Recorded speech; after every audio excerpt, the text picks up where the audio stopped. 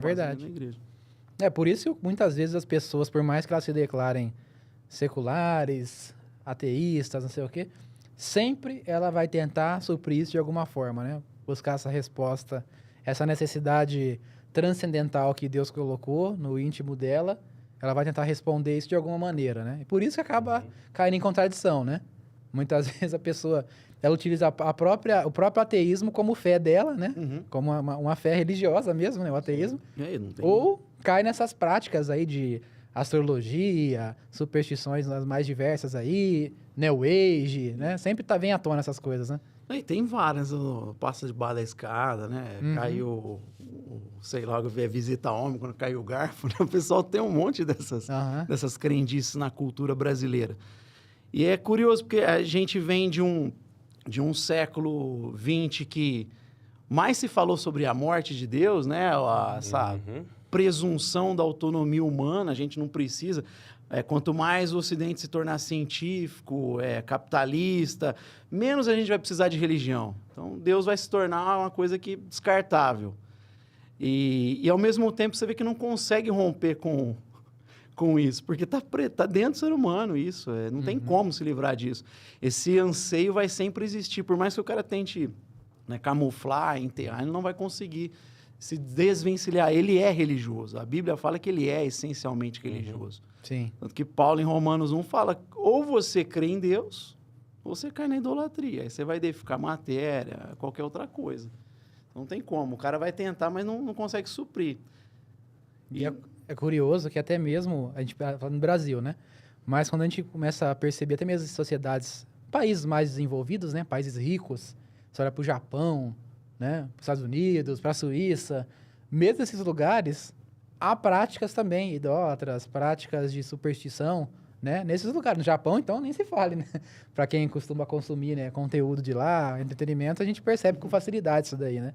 E é curioso, né? Que às vezes a gente não se dá conta disso. Acho que, não, os caras são... Lá é tecnológico, lá não tem Deus, não tem nada disso, não. Lá tem shintoísmo, mas é só cultural, só não tem nada disso, não. Né? Mas mesmo nesses lugares, tem essas práticas também, né? O ser humano, ele tenta buscar alguma resposta, né?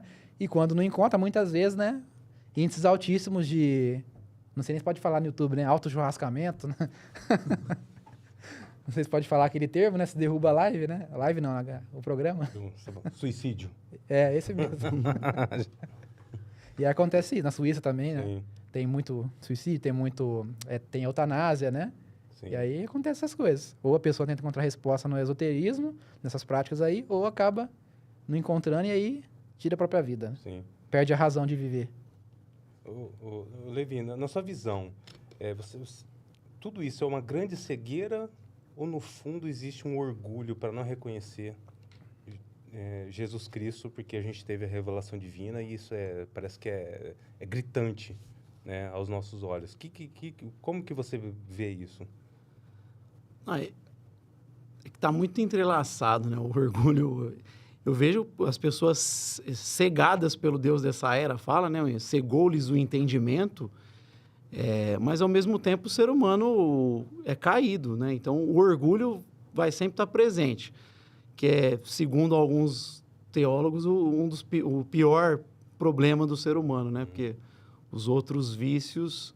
Decorrem disso? Oi? Decorrem. Na verdade, se não me engano, é o Lewis mesmo que fala, que o orgulho, ele fala assim, ele vem direto do inferno, ele fala, ele brinca, né? Ele faz lá um pensamento, porque às vezes o diabo leva o sujeito a vencer outros vícios com orgulho. Ele fala, não é incomum um professor falar para o aluno vencer o vício da preguiça usando o orgulho próprio. Não, você tem capacidade e tal, e o cara apoia no orgulho para vencer o vício da preguiça. Ou o cara que fala, não, eu vou parar de fumar aqui, isso aqui está me gerando algum... Porque eu sou capaz de fazer isso. Aí ele fala, é como se curasse uma unha encravada colocando um câncer no lugar. Então, vamos ver assim, Deus, essa era cegou o entendimento, mas o homem caído é orgulhoso, ele é rebelde contra Deus. Né? Como eu citei, no século XX fica bem escancarada essa presunção, porque o Ocidente foi construído com base cristã, não tem como. Você tirar o cristianismo, não existe Ocidente. Então, neste momento da história que a gente vive, é até meio bizarro ver o pessoal falando mal da religião, especialmente do cristianismo. Cara, sem o cristianismo, vocês não existiriam, não tinha tudo que a gente tem. Não, por mais que, às vezes, que a gente não está o reino de Deus não vem em plenitude, né? Mas por mais que existam problemas, dificuldades, né? Como, por exemplo, as feministas vão falar das dificuldades. Ela prefere viver aqui ou entre os islâmicos, viver num outro país do Oriente? Ela prefere ficar aqui, óbvio que ela... Até mesmo os arautos do neoteísmo, por exemplo, o Richard Dawkins já falou já. Sou culturalmente cristão. Já estão falando de cristianismo cultural, porque né, não são... Ele já percebeu já que a água tá batendo. Tá chegando.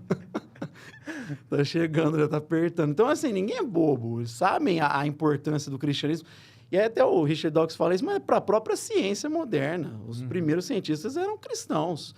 Se não fosse o cristianismo como pano de fundo, não teria a ciência moderna. Eu sempre cito um livro que eu gosto bastante. Não é o melhor escrito, mas ele é interessante porque é da visão de um filósofo indiano. Então, é um cara de fora. E aí o livro que fez o seu mundo, chama. Porque ele começou a perceber como que algumas regiões da Índia mudavam com a influência da Bíblia.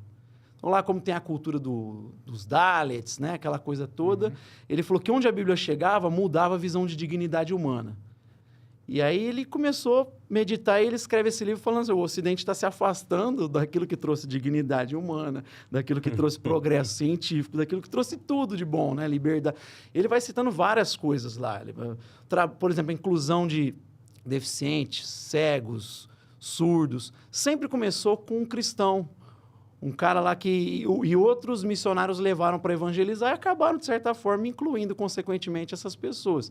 Ele vai mostrando a primeira reunião das mulheres para votar, foi dentro de uma igreja metodista. Como que teve essa participação do cristianismo e não das ideologias que aparecem. Né? Aí a gente se afasta disso, que trouxe essa base, aí não é por acaso que a gente vira o século XXI com essa confusão, né? O cara não sabe nem quem é ele mais, né? Sim.